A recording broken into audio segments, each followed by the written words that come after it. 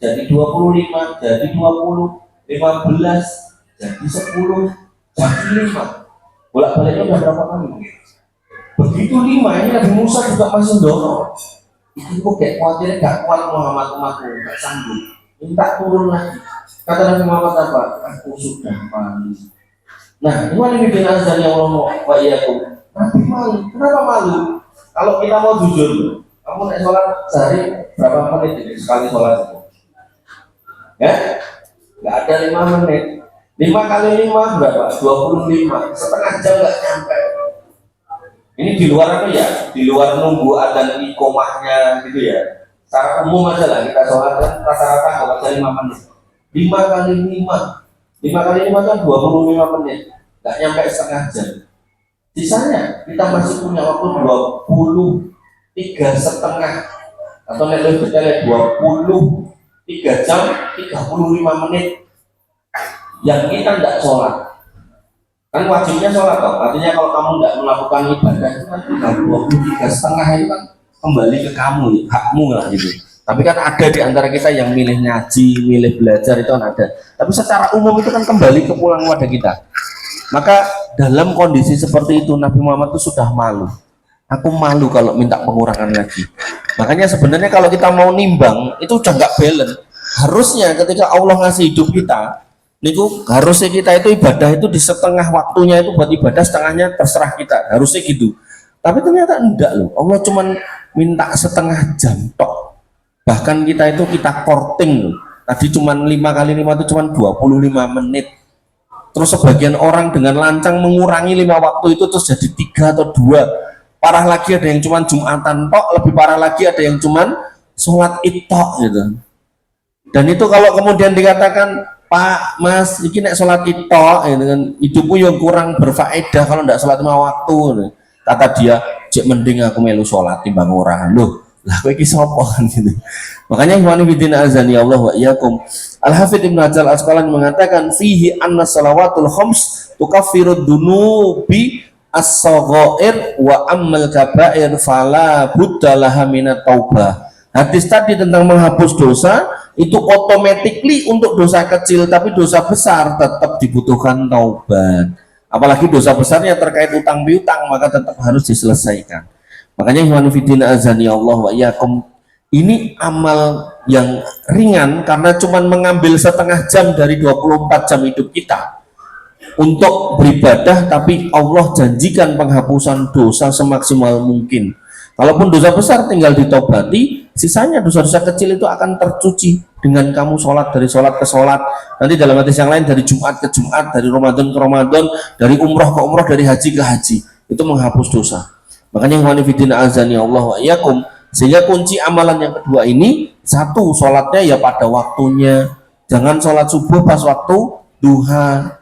Orang yang menyengaja sholat di luar waktunya dengan sengaja, maka sholatnya tidak sah.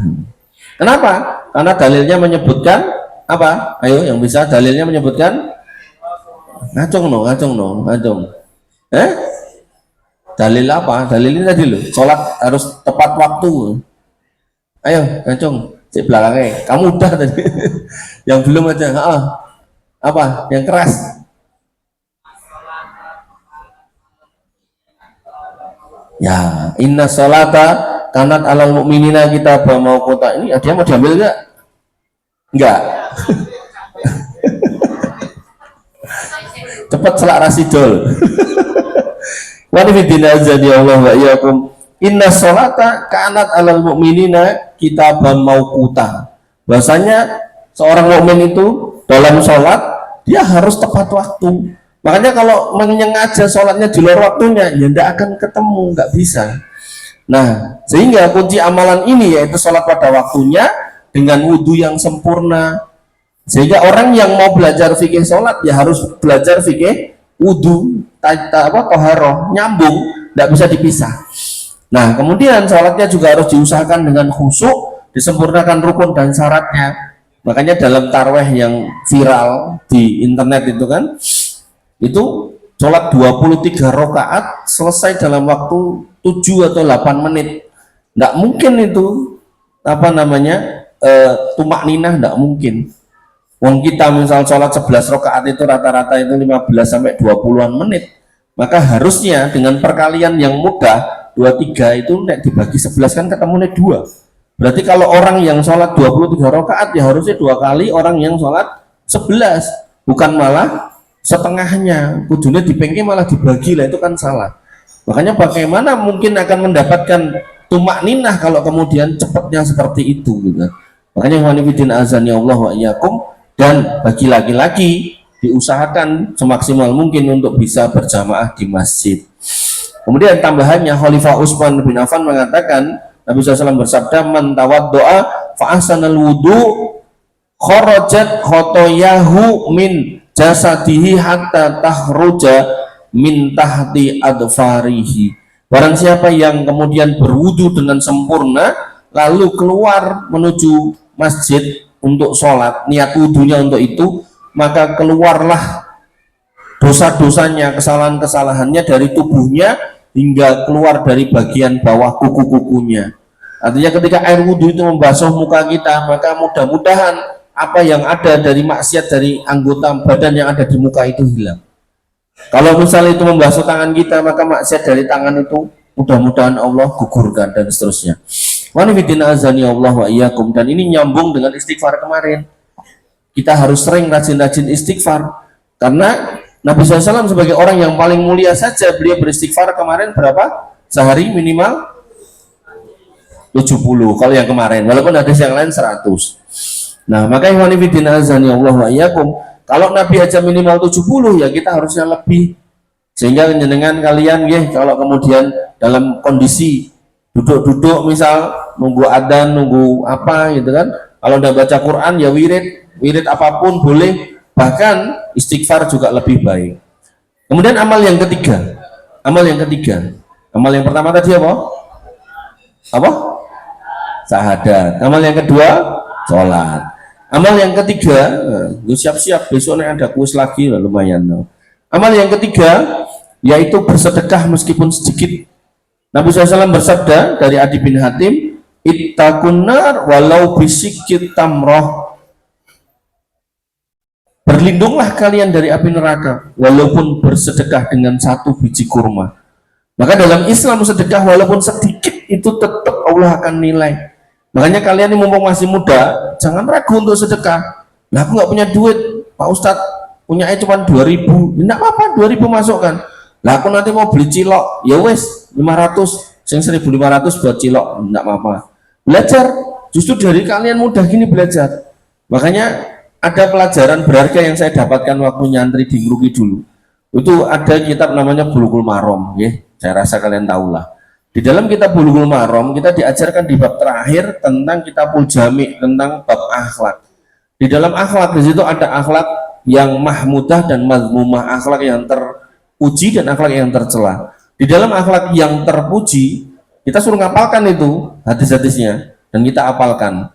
Nah, dari semua apalan itu yang paling tak ingat itu satu hadis, dan itu sejak saya nyantri itu sampai hari ini saya ingat dan saya berusaha keras mati-matian untuk saya lakukan.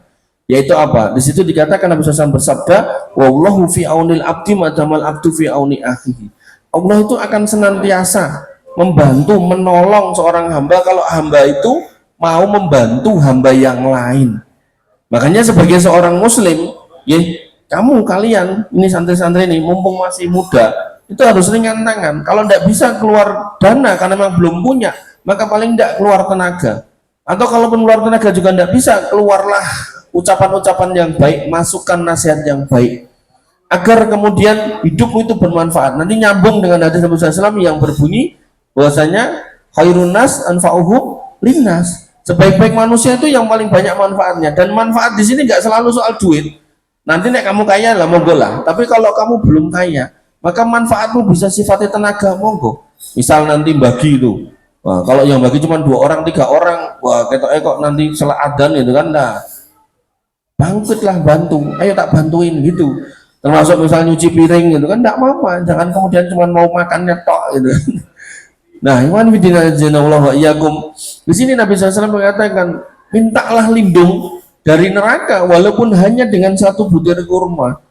Sehingga kebaikan sekecil apapun itu akan Allah nilai, dan ini sinkron dengan ayat yang berbunyi gimana? Wa may ya'mal misqala dzarratin khairan yarah wa may ya'mal misqala dzarratin syarran yarah. Bahkan sekecil darah pun kebaikan itu akan tetap Allah nilai, Allah akan kasih balasan.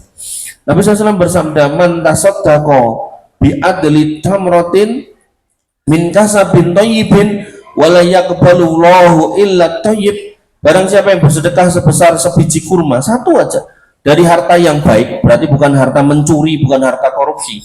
Jadi dalam Islam itu yang namanya Robin Hood itu tidak ada ya. Robin Hood itu orangnya nyuri dari orang kaya atau sebagian orang miskin. Dalam Islam tidak boleh kayak gitu. Nah di sini dikatakan siapa yang bersedekah sebesar biji kurma dari harta yang baik dan Allah tidak menerima kecuali yang baik, berarti Allah tidak mau menerima amal dari sumber-sumber yang jelek, dari korupsi, mencuri, tidak mau. Kemudian fa innallaha yataqabbaluha biyamini, maka akan diterima oleh Allah amal itu dengan tangan kanannya. Summa yurabbiha li sahibiha kama yurabbi ahadukum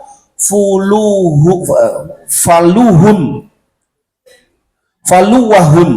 Maka Allah akan mengembangkan harta itu sebagaimana pemiliknya mengembangkan seekor anak kuda, hatta takuna mithlal jabal, sampai harta itu sebanyak gunung. Dan ini nanti sinkron dengan dengan firman Allah pada ayat yang lain, yamhaqullah riba wa yurbi shadaqat. Bahwasanya yang namanya harta riba Allah akan hapus, yamhaq itu akan hapus, dan Allah akan kembangkan harta yang disedekahkan. Sehingga Nabi menegaskan ini, kalaupun itu hanya sekedar segede kurma tapi dari harta yang halal lillahi ta'ala, Allah akan terima dengan tangan kanannya, lalu Allah akan kembangkan harta itu, kembangkan kepada pemiliknya sehingga hartanya menjadi banyak segede seperti gunung. Makanya wanibidin azani Allah wa iyyakum, ini perlu dilatih, dan latihannya sejak kalian masih kecil. Kalian tidak akan mungkin jadi orang-orang yang tua tapi kemudian bisa berjuang di jalan Allah kalau sejak kecil tidak mau. Makanya niku bapak-bapak di belakang itu beberapa itu saya dengar cerita masa mudanya pas kayak kamu gitu, wah luar biasa orangnya.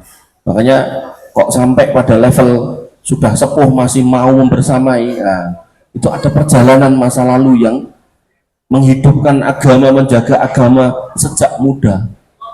Wah, gitu.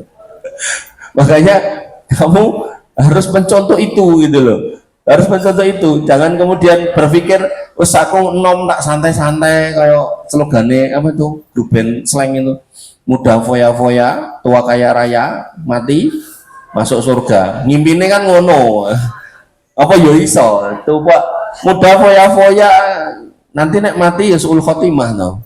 Foya-foya minum-minuman keras mati ya suul khotimah. Makanya ikhwan fillah azani Allah wa iyyakum. Ibnu Hajar Asqalani mengatakan fihil hasu ala shadaqah walau bil qalil. Hadis tadi menjadi dorongan kepada kita, anjuran untuk sedekah walaupun sedikit aja. Wa annal qalilu minas shadaqah la yuhtaqor. Yang namanya sedekah walaupun sedikit itu tidak akan diremehkan oleh Allah, bahkan diterima dengan tangan kanan dan dikembangkan sampai segede gunung. Sehingga kunci dari amal yang ketiga ini yaitu satu, dari harta yang halal, kan dunia tadi harus halal. Kemudian yang kedua ikhlas lillahi ta'ala. Yang ketiga jangan diungkit-ungkit. Jangan diungkit-ungkit. Kalau ngasih orang, oh kowe iki ra iso ngono kuwi nek ra mergo aku, walah ra sida untuk pahala. Dan setan itu pinter. Setan itu pinter, dia akan kembali pada manusia yang sudah berbuat baik itu sekian lama, itu dia akan datang lagi untuk ngajak ngungkit lagi kebaikannya. Kamu nggak bisa ngaji kalau nggak aku yang ngajarin, malah udah kayak gitu selesai, amalnya selesai. Kemudian yang ketiga, yang keempat, tidak menyakiti penerima, tidak boleh kita menghinanya. Apa? La tubtilus shadaqatikum bil mani wal ada. Jangan kamu batalkan sedekahmu dengan kamu mencaci, mengungkit dan mencaci orang yang menerimanya, tidak boleh. Kemudian yang berikutnya, yang kelima, kunci amal ini yaitu meskipun sedikit dilakukan dengan istiqomah. Ayo, siapa yang hafal dalile? meskipun sedikit tapi istiqomah. Dalilnya apa? Nabi SAW bersabda apa? Ngacung untuk hadiah, ngacung. Kamu, saya lihatnya saya selain Filistin mana? Ayo, ada enggak? Sini dari sini, enggak ada. Iya, tafadhol. Tafadhol. Khud. Uhibbul a'mali Allah Ta'ala dawamuha wa in qalla. Pelan-pelan. Uhibbul a'mali ila Allah adwamuha wa in qalla. Ahabbul a'mali, bukan uhibbu itu kamu yang seneng itu. Ahabbul a'mali ila Allah. Ahabbul a'mali ila Allah adwamuha wa in qalla. Artinya apa? Allah mencintai amalan yang sedikit tapi terus menerus. Amal yang dicintai oleh Allah itu yang sedikit tapi terus menerus. Tafadhol. Nah, adwamuha wa in qalla. Nah, sehingga walaupun tadi loh sedikit, cuman 2000, cuman 1000, cuman bantu temene nyuci piring misal, atau kemudian bantu temene belajar, maka Allah senang dengan orang-orang yang mau mengeluarkan kebaikannya walaupun sedikit. Wanifidina azani Allah wa iyyakum. Kemudian keutamaan tambahannya disebutkan oleh Abu Hurairah radhiyallahu anhu, Nabi SAW bersabda, mana kosot sodakotun min malin, sedekah itu tidak akan pernah mengurangi harta, walaupun hakikatnya kayak kurang tapi aslinya itu tidak berkurang. Kemudian amal yang keempat, amal yang baik ringan sebenarnya tapi oleh sebagian orang dianggap berat, itu adalah berbakti pada orang tua. Disebutkan oleh Abu Hurairah radhiyallahu anhu, beliau berkata, ja'a rajulun ila Rasulillah sallallahu alaihi wasallam faqala, datang seorang laki-laki kepada Nabi sallallahu alaihi wasallam dan beliau berkata kepada Nabi, ya Rasulullah, man ahakun nas bi husni sahabati, siapa orang yang paling berhak aku bergaul dengan baik kepadanya, siapa orang yang paling berhak aku gauli dengan baik, aku pergauli dengan baik. Qala, kata Nabi SAW, ummuka, ibumu. Qala summaman, kemudian siapa lagi? Qala, orang itu Nabi menjawab ummuka, ibumu lagi. Summaman, kemudian orang itu bertanya lagi, kemudian siapa lagi? Qala, kata Nabi, ummuka. Qala summaman, yang keempat, kemudian siapa lagi? Qala abuka, bapakmu. Wanifidina azani Allah wa iyyakum. Ini menjadi dalil besarnya kedudukan orang tua kita di hadapan Allah Subhanahu wa taala. Sehingga Allah akan mencintai orang-orang yang berbakti kepada orang tuanya, baik itu kepada ibunya maupun kepada bapaknya. Dan ini ditegaskan lagi oleh Nabi SAW dalam sabdanya, ridhor rabbu fi ridhol walid. Keridhaan Allah itu ada bersama dengan keridhaan orang tua. Wasuhtur rabb fi suhtil walid, dan kemurkaan Rabb kita Allah Subhanahu wa taala itu bareng bersama dengan kemurkaan orang tua. Makanya seorang mukmin ketika menginginkan surga, maka surga kita selama masih punya orang tua itu ada di bawah telapak kaki mereka. Maka jangan pernah berbuat durhaka kepada mereka. Ibnu Taimiyah rahimahullah mengatakan, birrul walidaini min a'dhamil qurbatin ila Allah taala. Berbakti kepada orang tua itu adalah amal yang paling besar dalam mendekatkan diri kepada Allah Subhanahu wa taala. Makanya setelah kamu menjadi anak soleh dengan sholat, puasa, baca Quran, jangan lupa mendoakan mereka. Kalau akhirnya ketemu mereka, jangan lupa berbuat baik sama mereka. Berbuat baik batasnya seperti apa? La ta'ata li makhlukin fi ma'siyatil khaliq. Tidak ada ketaatan pada orang tua atau siapapun ketika konteksnya adalah berbuat maksiat. Jadi kita wajib taat sama orang tua, tapi kalau nyuruhnya maksiat kita tidak boleh. Misal ada orang tua, naudzubillah, mungkin bukan orang tuamu lah, orang tua lain. Pak pengen mendem tuh kok keciu. Nah, di situ ya kita tidak boleh mengikuti permintaan beliau. Tapi kalau cuma disuruh beli tahu tempe sama ibunya, jalan. cuman disuruh beli beras jalan, jangan bantah, jangan bantah. Bahkan saya yakin kalian udah hafal kan, wala taqul lahuma uffin. Bahkan mengucapkan uff aja ndak boleh, apalagi sampai panjang. Uff itu kan cuman uff itu, moh itu tak kan, apalagi panjang, gahbuk apa jenengan ra iso mlaku dhewe. Nah dawa to itu toh. Nah padahal kita mengatakan gah moh itu aja sudah ndak boleh, apalagi panjang. Wa nufidina azani Allah wa iyyakum. Kemudian dikatakan di sini oleh Ibnu Taimiyah, wa huwa min ashabi tuhulil jannah, dan bisa menjadi sebab masuk surganya seorang anak.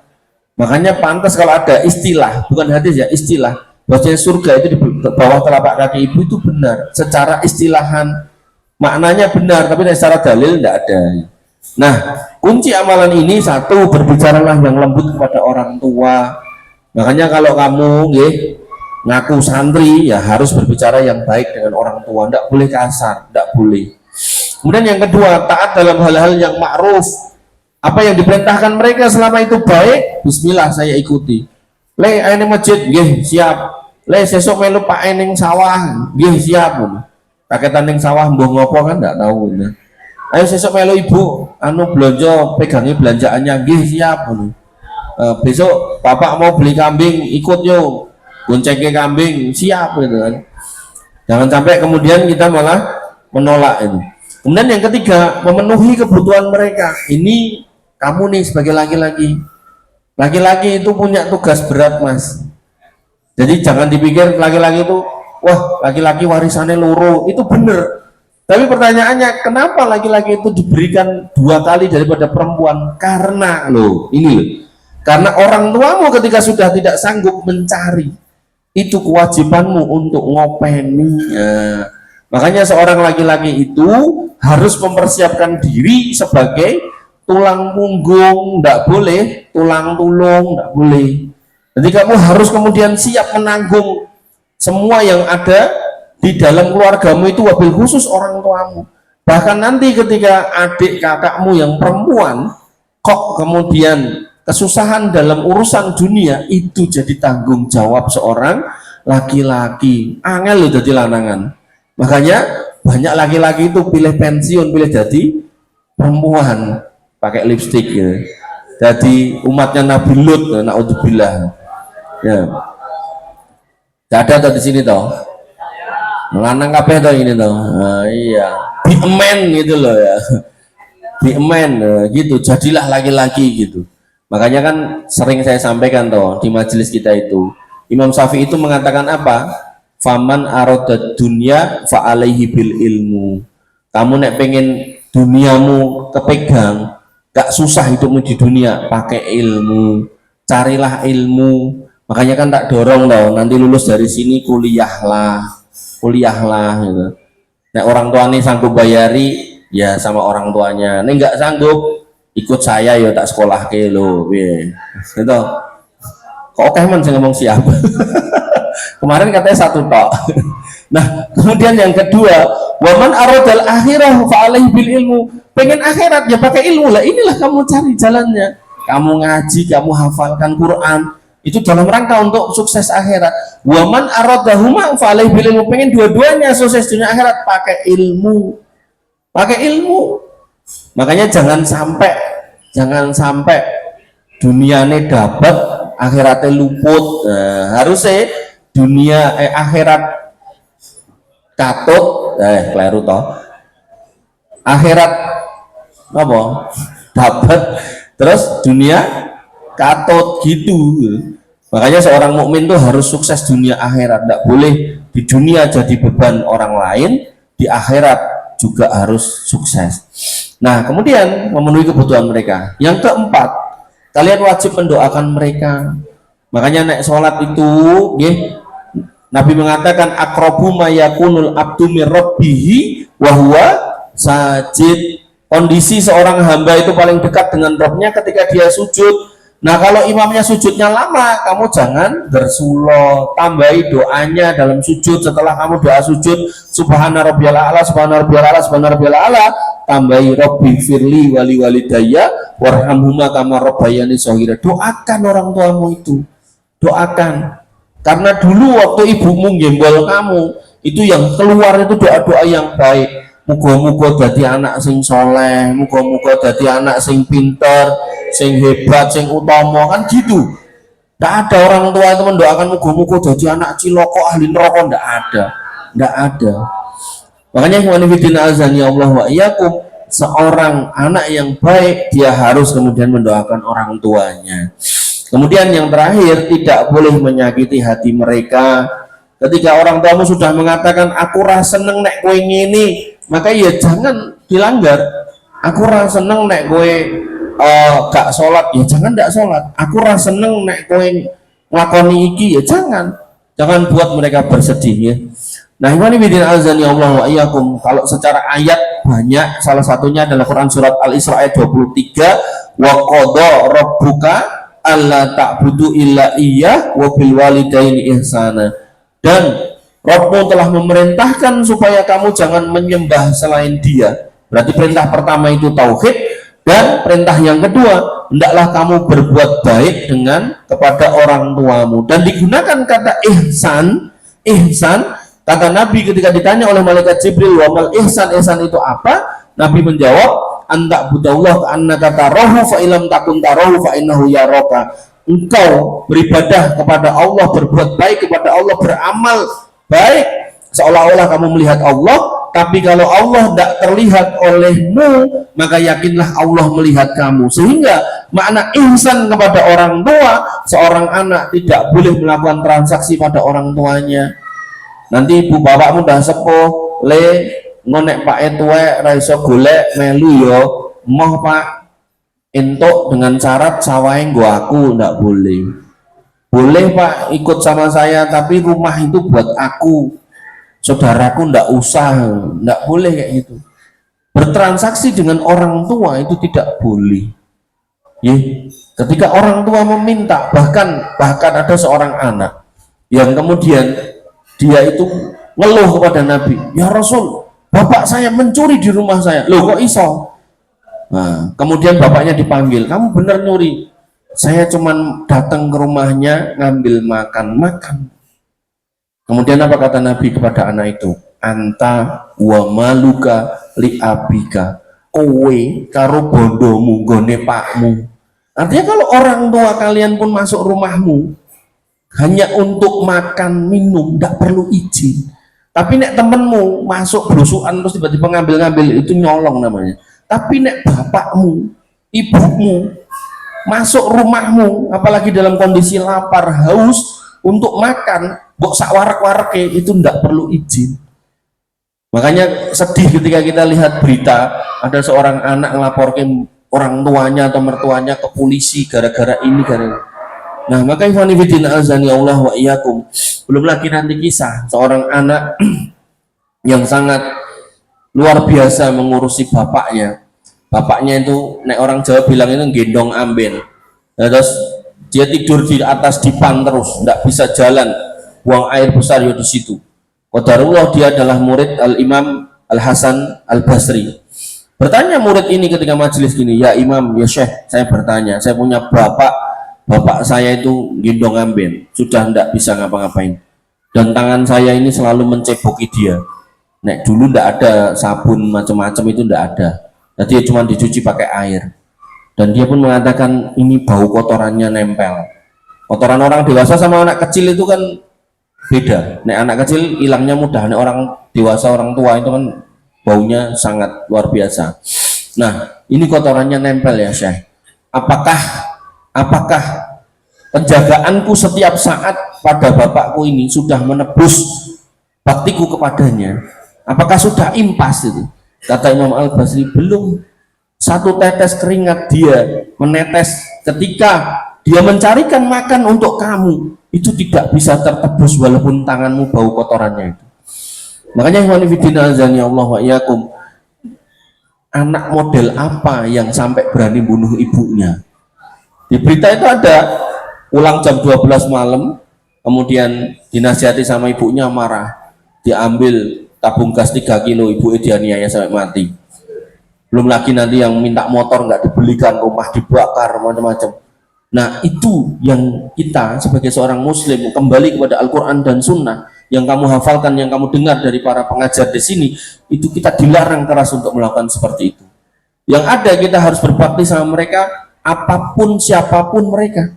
Bahkan orang tuamu umpama orang tua beda agama sekalipun, kita juga masih diperintahkan untuk baik sama mereka. Apa kata Allah Subhanahu wa taala? Wa in jahadaka ala antusrika bima laisa laka bihi ilmun fala tuti'huma wasahibhuma fid dunya ma'rufa. Kalau orang tuamu itu bersikeras untuk mengajak kamu berbuat kesyirikan, kekufuran, berarti kan dia orang musyrik atau orang kafir. Fala tuti'huma, jangan taati orang itu. Jangan taati dalam hal itu. Tapi wasahibhuma fid dunya ma'rufa. Tapi bersamai dia dengan ma'ruf. Jadi lebih direndah daripada ihsan. Jadi kalau ihsan itu kamu berbuat baik loss ketika orang tuamu itu imannya sama. Tapi kalau imannya beda, maka berbuat baiklah dengan ma'ruf. Dikatakan ma'ruf ini apa? Berarti kebaikan yang umum. Umumnya orang seperti apa? Orang tua itu umumnya ya dijaga. Kalau lapar dikasih makan, kalau tidak punya tempat kasih tempat, itu umum. Tapi kalau sudah ihsan, maka kasihlah yang terbaik. Makanya kalau ada anak laki-laki sampai bingung, apakah saya harus berbakti kepada mertua atau orang tua? Maka jawaban yang pertama adalah orang tua, lalu mertua. Kemudian dia bingung, saya harus berbuat baik sama istri atau orang tua? Jawabannya orang tua dulu, baru istri. Makanya jangan sampai bingung kamu. Kenapa? Kamu santri, beda sama orang di luar sana, mungkin tidak punya ilmunya. Makanya ikhwan fillah azani Allah wa iyyakum, ketika kamu tadi mempersiapkan diri sejak hari ini dengan ilmu yang ada, waktumu kamu gunakan untuk belajar, entah apa yang mau baca, entah budidaya ikan, budidaya apa, pokoknya entah nanti kapan dipakai. Maka begitu kamu nanti sampai di level kamu sudah bersama lagi dengan orang tuamu, maka kamu bisa menjadi orang yang luar biasa. Dan ketika sudah luar biasa, hidupmu mudah dari sisi dunia, maka kamu nggak akan pernah bertanya, saya harus membagi ke orang tua berapa. Nggak akan. Kamu akan bertanya sama orang tua, jenengan ngersake pinten Bu Pak, gitu. Bahkan orang tua pun baru bercerita, kayak tonggo kayak kok ketoknya baru umroh kok ketoknya api, besok kamu beli tiket, gitu. Bukan kemudian malah mbok njaluk umroh tak sesuk rari ini meneh. Wah, itu anak yang jelek. Makanya selalu saya katakan, walaupun kita di majelis kita itu majelis tafsir, tapi kan yo tak sampaikan loh materi-materi motivasi soal bagaimana seorang laki-laki itu harus mandiri, berdikari di atas kakinya sendiri, tidak boleh menengadahkan tangan kepada orang. Wanifidin azani Allah wa iyyakum. Kemudian itu amalan yang keempat. Amalan yang kelima, yang ringan tapi juga terasa berat oleh sebagian orang yang sudah terbiasa berbuat jelek, yaitu menjaga lisan. Ketoknya berat tapi ya bisa jadi ringan. Ketoknya ringan tapi ya berat, tergantung bagaimana melihatnya. Disebutkan dari Sahal bin Sa'ad radhiyallahu anhu, Nabi SAW bersabda, mayyadman li ma baina lihyaihi wa ma baina rijlaihi azman lahul jannah. Siapa yang menjamin bagiku apa yang diantara dua rahangnya, berarti mulutnya, lidahnya, dan apa yang diantara dua kakinya, berarti kemaluannya, maka aku akan jamin surga untuknya. Berarti apa? Seorang muslim melalui hadis ini, dia harus menjaga mulutnya, jangan sampai mengatakan kalimat-kalimat yang mendatangkan murka Allah kemarin. Begitu pula soal ngapunten, urusan kemaluan juga jangan sampai disalurkan kecuali kepada jalan yang benar, yaitu siapa? Illa ala azwajihim aw ma malakat aimanuhum. Jadi jalan yang benar itu ya cuman kepada pasangannya, jangan ke kamar mandi, jangan. Awan dutin koncone. Dan itu batal ke puasa lo. Puasa kamu melakukan kayak gitu tuh batal puasamu. Wa nabiyina azani Allah wa iyyakum. Abu Hurairah radhiyallahu berkata, Nabi SAW bersabda, man kana yu'minu billah wal yaumil akhir falyakul khairan aw liyasmut. Barang siapa yang beriman pada Allah dan hari akhir, maka ucapkanlah kata-kata yang baik, atau kalau tidak bisa ya diam aja lah. Imam Nawawi mengatakan hadzal hadis sharihun fi annahu yang bagi Allah yatakallama illa idza kanal kalamu khairan. Hadis ini dengan tegas menyatakan seorang itu tidak boleh ngomong kecuali yang baik-baik aja. Wa huwa alladzi dhaharat maslahathu, Dan itulah kalimat yang menunjukkan adanya maslahat. Makanya bunyi hadisnya idastan sohaka fansohu. Kalau saudaramu muslim minta nasihat baru nasihati. Jangan kemudian orang baru sedih buat ceramai lah, bingung dia nanti malah marah. Makanya bahasa hadisnya idastan sohaka. Ada orang sedih minta nasihat, mas aku ndek masalah gini gini gini, menurut jenengan gimana? Itu nasihati. Jangan kamu asal lihat orang sedih buat datangi buat ceritani, kamu harusnya begini begini, nah, marah dia. Makanya wanifidina azani Allah wa iyyakum, kunci dari amal yang ke berapa ini tadi? Yang ke 5 yaitu satu, tidak berbicara kecuali yang baik. Kemudian yang kedua, menjauhi ghibah. Ghibah, apa itu ghibah? Atadruna mal ghibah? Tahu nggak kalian apa itu ghibah?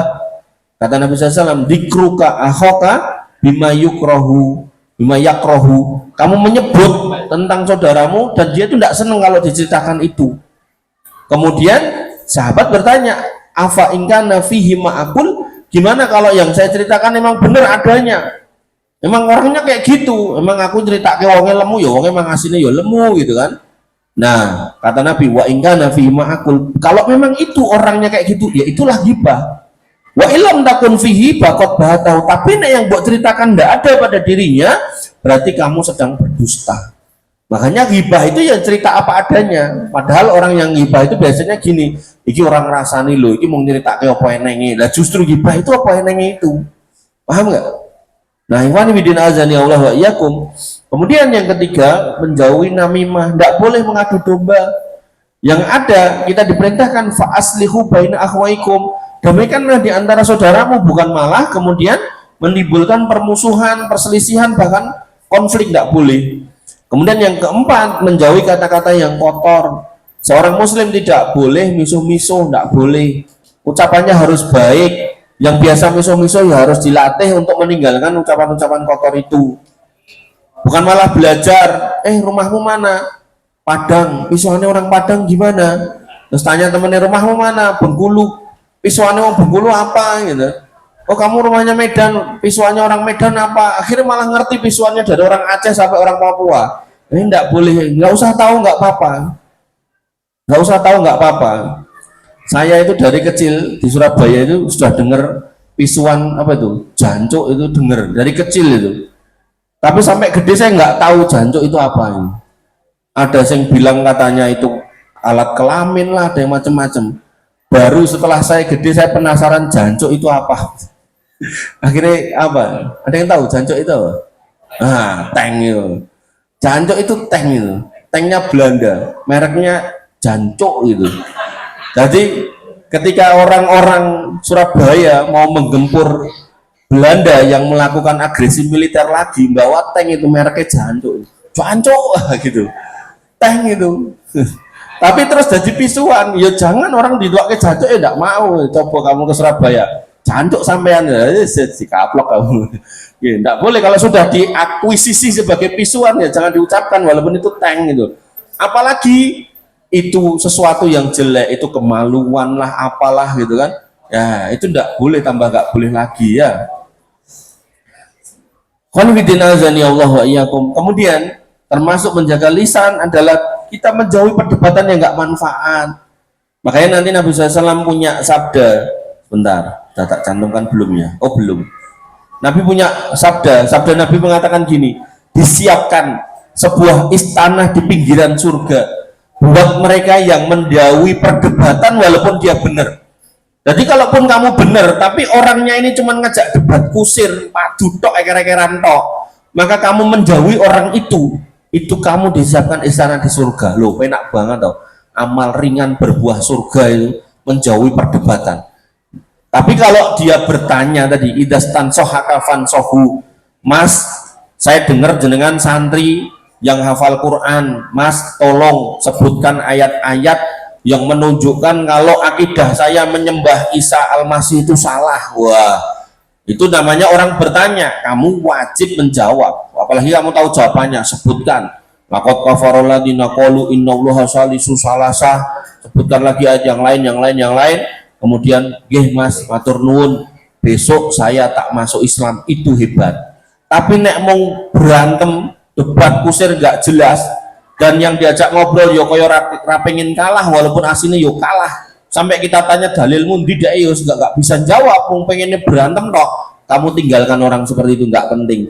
Makanya Nabi menyebutkan disiapkan satu istana di tepian surga. Manufidin azani Allah wa iyyakum. Mu'ad bin Jabal radhiyallahu anhu bertanya, ya Nabi Allah, wa innal la mu'akhaduna bima natakallamu bih. Apakah mungkin kita itu nanti diadab karena ucapan kita? Apa iya? Mosok mau ngomong kok bisa marahin nyemplung rokok ya Rasul? Faqala, kata Nabi, sakilatka ummuka, ciloko kowe wahai Mu'ad, ya Mu'ad, wahal yakubun nasu finnari ala wujuhim illa hasaidu alsinatihim.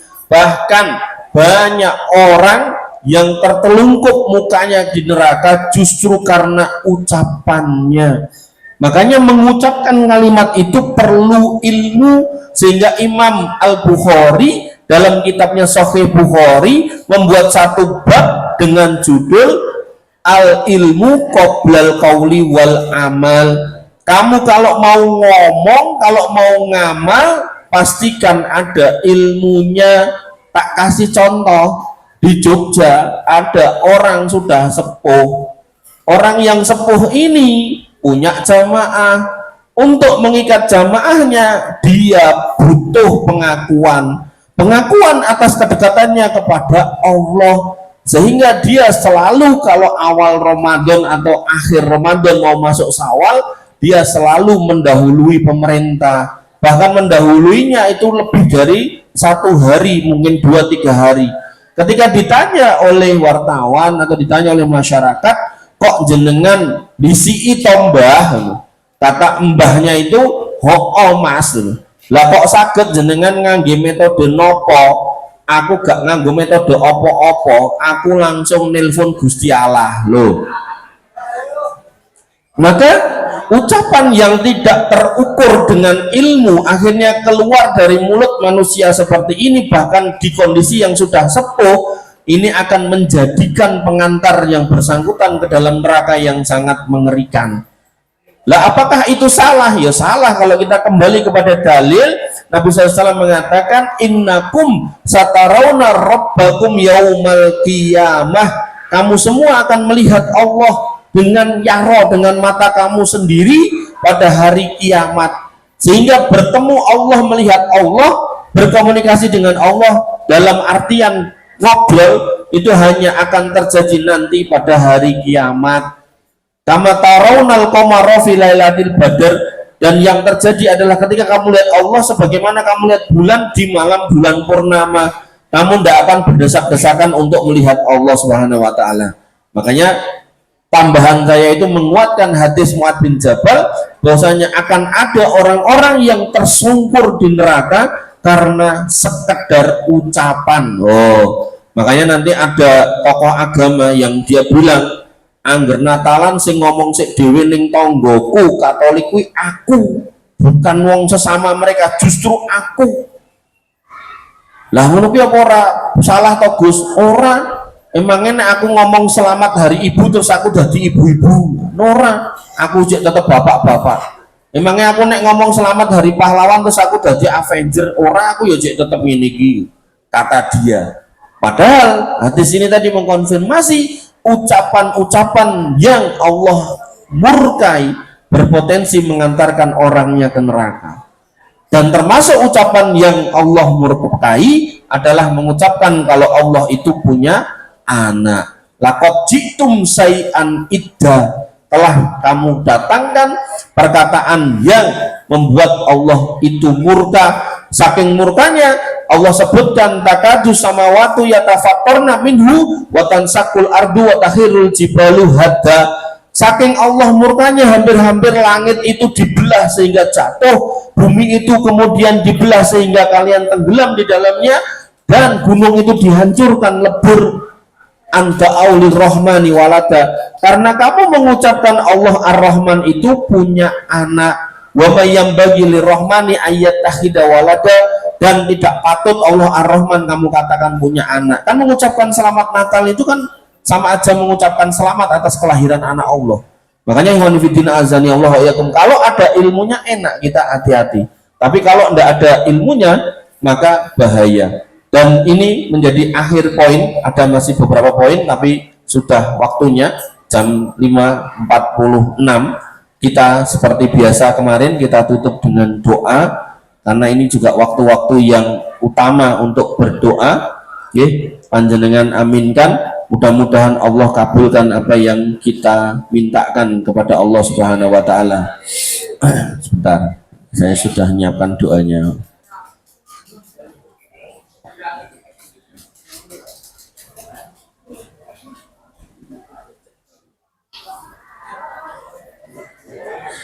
Bismillahirrahmanirrahim. Alhamdulillahirabbil alamin, hamdan sakirin hamdan naimin, hamdan yuafi ni'amahu wa yukafi mazidah. Ya Rabbana lakal hamdu kama yanbaghi li jalalika wa 'azimi sultanik.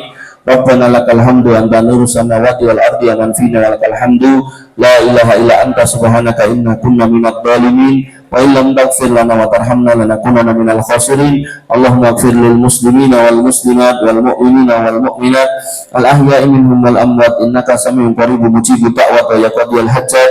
Rabbana zalamna anfusana wa illam taghfir lana wa tarhamna lanakunanna minal khasirin. Rabbana ighfir lana dhunubana wal walidina warhamhum kama rabbayana shighara. Allahumma ighfir lahum warhamhum wa'afihim wa'fu anhum wa akrim nuzulahum wa wasi' madkhalahum waghsilhum bil ma'i wasalji wal barad. Allahumma taqabbal minna siyamana wa qiyamana wa ruku'ana wa sujudana wa takhassu'ana wa tadarru'ana la ilaha illa anta subhanaka inna kunna minadh dhalimin wa illam taghfir lana wa tarhamna lanakunanna minal khasirin. Allahumma inna nas'aluka al-huda wa at-tuqa wal 'afafa wal ghina. Allahumma inna nas'aluka ilman nafi'an wa rizqan thayyiban wa amalan mutaqabbalan ya arhamar rahimin irhamna. Rabbana hab lana minas salihin, Rabbana hab lana minas salihin, Rabbana hab lana minas salihin wa jama'na fi zumratil muwahhidin wa adkhilna jannatika jannatin na'im ya arhamar rahimin. Rabbana hab lana min azwajina wa dhurriyyatina qurrata a'yun waj'alna lil muttaqina imama waj'alna lil muttaqina imama. Allahumma ij'alna muqimina shalah wa min dhurriyyatina rabbana wa taqabbal du'a. Allahumma ij'al hadzal baladan Indonesia aminatan mutma'innatan warzuq ahlahu minas samarati waj'alna wa banina an na'budal asnam. Allahumma aslih a'immatana wa wulata umurina. Allahumma aslih awladana wa azwajana wa asatidana wa asdiqaana ya arhamar rahimin irhamna. Rabbana atina min ladunka rahmah wa hayyi' lana min amrina rasyada. Rabbana atina ma wa'adtana ala rusulika wa la tuhzina yawmal qiyamah innaka antas sami'ud du'a innaka la tukhliful mi'ad. Rabbana atina fid dunya hasanah wa fil akhirati hasanah wa qina adzabannar wa qina adzabannar wa qina adzabannar. Wa akhiru ta'wana alhamdulillahi rabbil alamin wa sallallahu ala nabiyyina Muhammadin wa ala alihi wa sahbihi wa sallam ajma'in.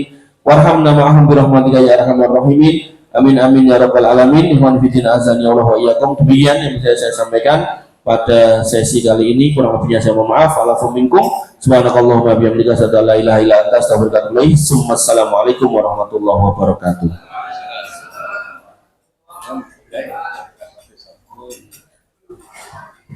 Alhamdulillah, alhamdulillahirabbil alamin. Demikian kajian sore hari ini yang telah diisi oleh Ustadz Ulam Fatul Amri yang sesi yang kedua. Nah, untuk besok yang mengisi Ustadz Asih Sunjoto Putro, ya, besok beliau yang mengisi. Nah, kemudian ini sudah disiapkan makanan dan minuman, ya. Ingat jangan sampai tumpah. Soalnya nanti malam buat tidur bapak-bapak, gitu. Jangan sampai tumpah. Nanti kalau berdiri hati-hati sampai kesampar. Ya, kasihan bapak-bapak tidurnya basah nanti. Ya, ya, kita masih ada kurang lebih 5 menitan ya. Berapa? 5 menit. Ya. Ya tinggal 9 menit, masih 9 menit. Bahwa ini waktu masih ada waktu.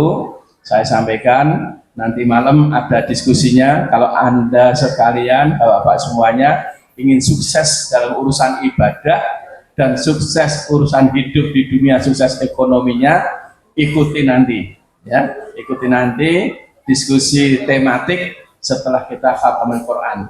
Alhamdulillah kemarin sudah khataman Quran dan bisa menyelesaikan tiga juz ya, tiga khatam ya, para santri dan asatid 2 kali khatam, bapak-bapak 1 kali khatam. Nah ini nanti mudah-mudahan juga bisa seperti itu lagi, minimumnya itu. Syukur nanti bapak banyak yang bergabung karena kemarin kan hujan, ini ya hujan lagi, tapi alhamdulillah yang rawuh kemarin ini sudah pada rawuh semuanya, bahkan ada tambahan 1 keluarga kita, ada yang datang 1 lagi, 2 ya, masuk baju.